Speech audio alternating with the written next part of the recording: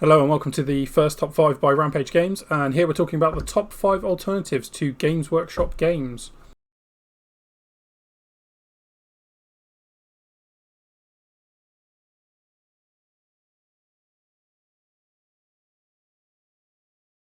So I need to start this video by saying this is not me here bashing Games Workshop. This is more, if you've got to a point where you're kind of feeling a bit stagnant and you want to try something new, then this is the video for you, because I'm going to go through 5 games from 5 different companies that will make you potentially go, ooh, I wouldn't mind trying that. So without further ado, let's get started.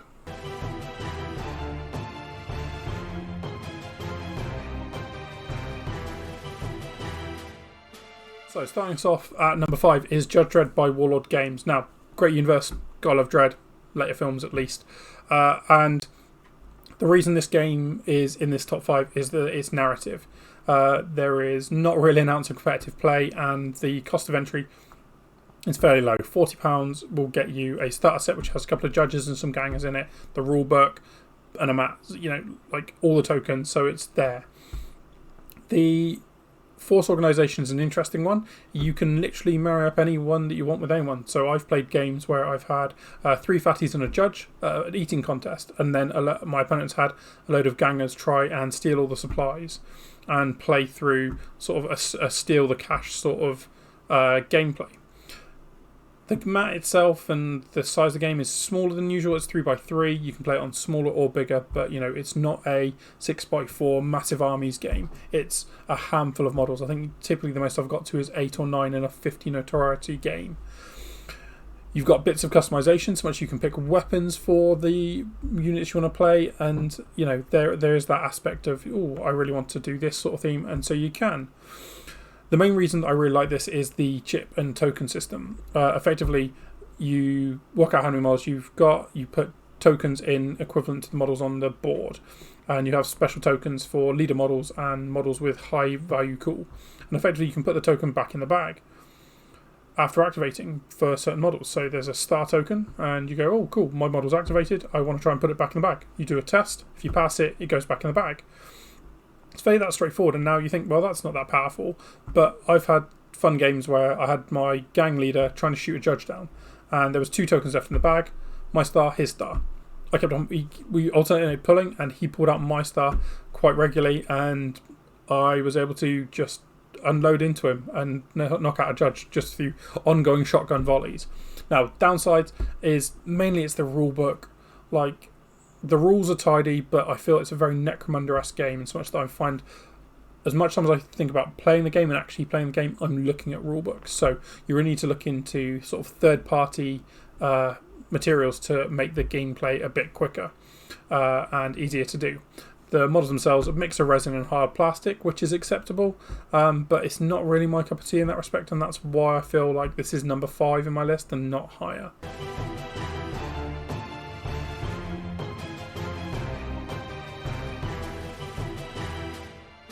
Number 4, we have The Walking Dead All-Out War by Mantic Games. Now, before anyone goes further, I know the stigma. I know Mantic means they're not as good quality as Games Workshop. Yeah, I know.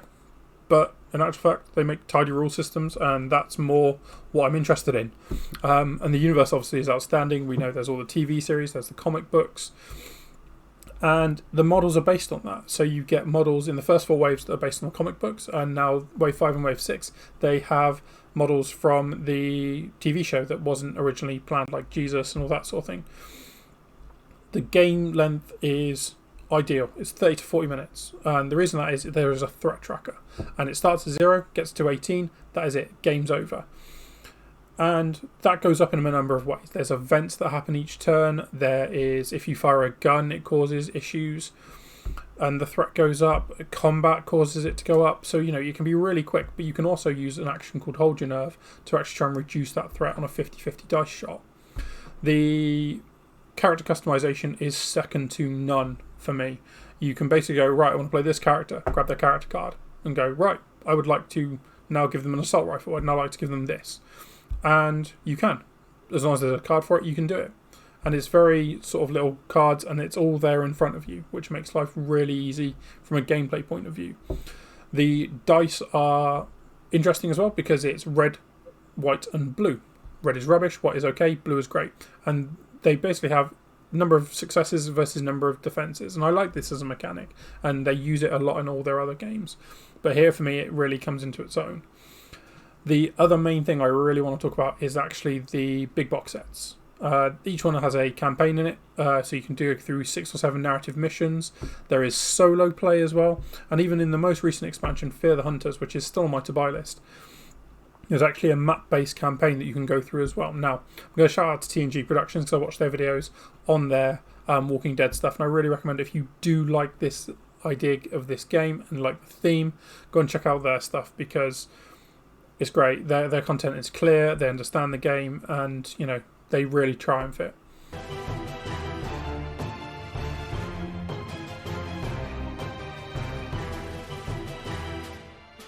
So we have a new game really to the market in God Tier by Steamforged Games. Now, they make Guild Ball as well, and Asteria, I believe. Was that Infinity?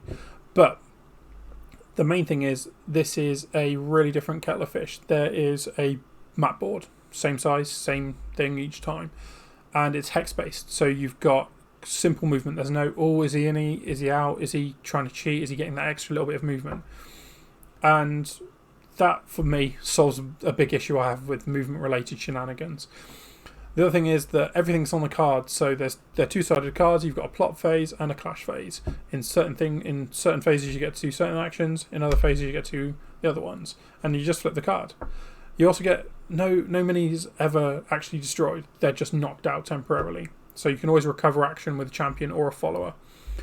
You've got live scoring, so what that means is that as you play the game, as you do certain things, that gets you points, and a battle ladder. It goes up and down on a battle ladder. It's really like game changing in so much that, okay, they've just scored 5 points. I now need to score 6 to actually win this round. And winning a game is actually an interesting challenge in itself. There's 5 rounds, potentially, and you've got to score 5 points. Now, sounds fairly straightforward. Round 1, worth 1 point. Round 2, worth 2.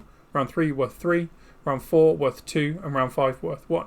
So if you lose round 1, as long as you win round 2 and round 3, you have won that game. So it's a really interesting, do I actually want to lose round 1 to try and get control? And you can play around with that mechanic. Now, mixed bag bits now. We've got 4 types of champion, and there's only 15 models at release, which only 12 of them are for competitive play. And there's 2 new ones that have just been announced. So that's the big limitation I have. The other limitation I have is there's only 6 missions across the entire game.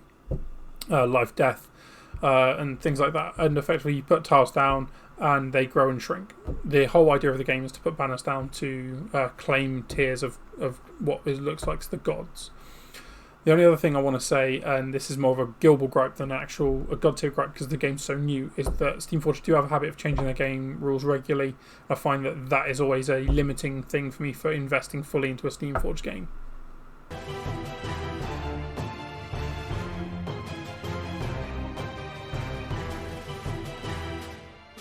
We have another new game and new company actually in the second spot, and that's Marvel Crisis Protocol.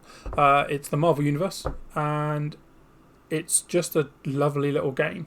The whole mechanic is based around composing a team of heroes or villains or a combination of the both and going off and doing the mission for that day. It's on a 3x3 board, and the real reasons why I've put this game so high is that there's 3 aspects really: the team composition, the scoring, and the power system. So the team composition is for competitive and play, you have 10 models, and then for a mission you pick up to the threat level, which could be 15, 17, 19.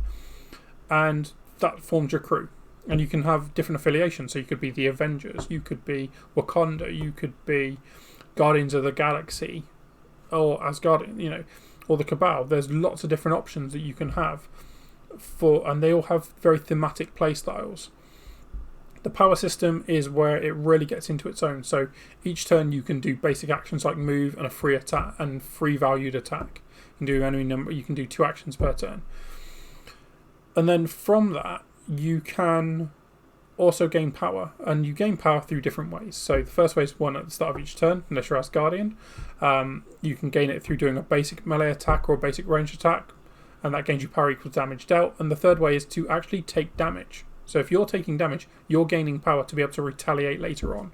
Now, the other part with this power system is that you're never truly killed on your first drop to 0, in so much that you become dazed, and then you become injured, and then you become removed.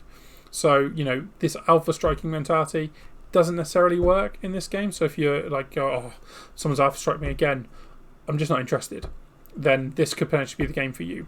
The scoring is really straightforward. It's the first 16 points over 6 rounds, or the highest at that point. In the event of a draw, it changes hands, and you go to highest score above 16. If they're both at 16, you play one more round. Now, the downsides to this is the missions. Like, the games are very samey, and I feel that is the biggest drop down for me about this game at the moment, is that you've got a handful of missions and they're very samey. The other thing that is a bit off is it's a bit of a release creep, in my opinion. Models that are getting released are now more powerful, so it encourages you to buy them. And I know they're a games company, they're making models, but it just seems to be a bit of a classic 5th edition Games Workshop mentality there.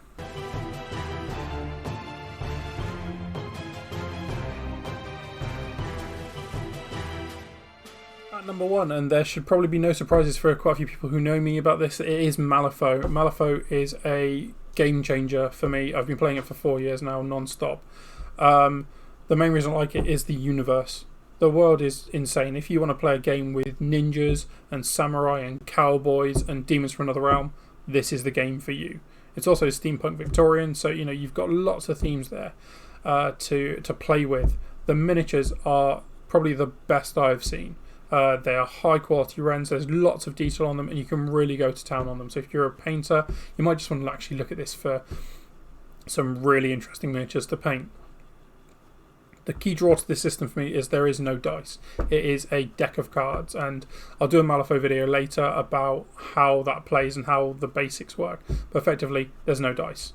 It's a deck of cards, and it really changes a whole game dynamic. The other thing about this is that each game is completely random and really different, in so much that there is 2 parts to each game, a strategy and schemes. The strategy is the main thing you're trying to do, and it's worth 4 points in your game from turn 2 to turn 5. And then the schemes themselves, there's 13 of them, technically we're about 26 now, and you get 5 random ones, and then you pick 2 to try and achieve during that game based on what your opponent's crew is. So if they've got lots of minions, you go for one that kills minions and score points that way. So, it's a really interesting mechanic and gameplay style to allow you to be really dynamic on your crew creation and your crew selection. The app is second to none as well. For a game app that's free, you can literally build a crew, look at your crews, track your wounds, track your opponent's wounds, track your conditions. You can track everything on it. Really straightforward. And it makes life really easy when you can just turn up to a game with your models, a deck of cards, a tape measure, and then a phone, effectively, and a couple of tokens to represent different things. But effectively, it's really straightforward in that respect. Within crew selection and crew creation, I feel this is, again, really amazing in so much that you can go, right, I'm going to play this faction, which could be Resurrectionists, which are undead, or Outcasts, which are like militaries and bandits. And then from that, you pick one of 8 masters. And you go, right, this is my master. And then your opponent picks their master. And then you pick your crew based on what master they're going and what the game is. So it's really, again, as I've said already, it's really dynamic in it. Now, 2 massive drawbacks for me for this, which are always ones that sort of put me off games slightly, is that the miniatures can be quite hard to put together. If you ever talk to a Malifaux player and they say it, and you talk to them about Yanlo's beard, or even mention it, they are going to go Fruit Loops at you, because it is ridiculously hard to put together some of these miniatures. But they are gorgeous. And when you're trying to put together a Ronin, which is like a female samurai model with hair that goes into 3 different parts, your bad things are going to happen. And the other thing is that it can be quite a token heavy game, in so much that you need tokens for the strategy, for corpse, for scrap markers if it's a construct, and then if your crew does certain things, you'll need markers for that. And games and Weird don't make them, so you have to go to third parties to get them. And it can all add up after a while. And if you're playing lots of different factions, it could cost you a bit of an arm and a leg. But the actual core system itself, and I've played a few games on this channel previously, I'd highly have a look at them because it's a really great game.